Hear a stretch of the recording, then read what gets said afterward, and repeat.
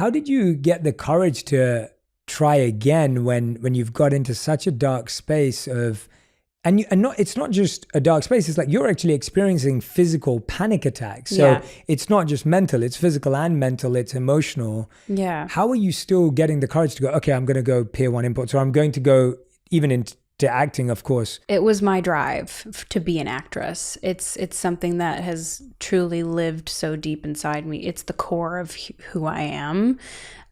Which we'll come back to that, but it was truly my undying ambition and drive to be an actress, where I knew I needed money. I needed money to make this happen.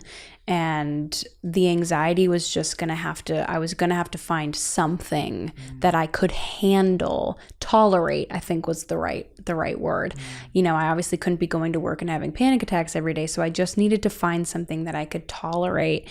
And Pier 1 ended up being a situation where I was working around mostly older women, which I think also says something about who I am. I wasn't comfortable working around these young people who I felt, because I have social anxiety, and at the time it was pretty bad. I was living a very isolated life. So being around these young girls who were also there made me feel even more out of place. And so I found myself more comfortable in a job where I was around middle-aged women who like weren't judging me, weren't necessarily interested in talking to me about my personal life. I just really wanted my job to be my job. I didn't want to make friends. I didn't want to create relationships. I just was there to make money and then bounce, basically.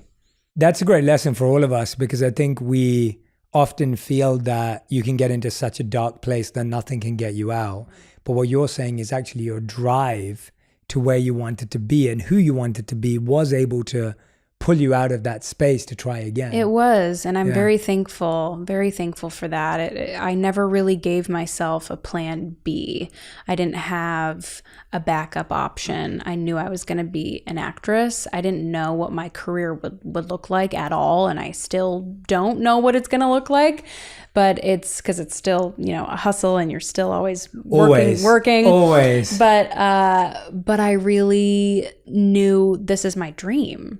I have to do what I have to do to make this work. And I had moved to LA when I was 18, had such bad anxiety while I was here, tried to hold down a job in LA, was hired, didn't even work a shift, had a panic attack and quit. Wow.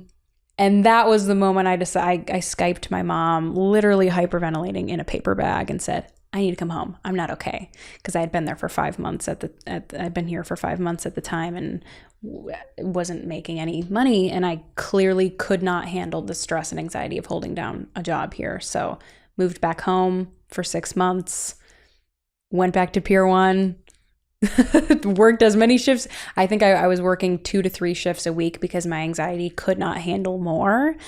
Saved up very little money. We're talking like $1,700 in the span of 6 months because I just could not work that much. But I moved back to LA because there was no other option.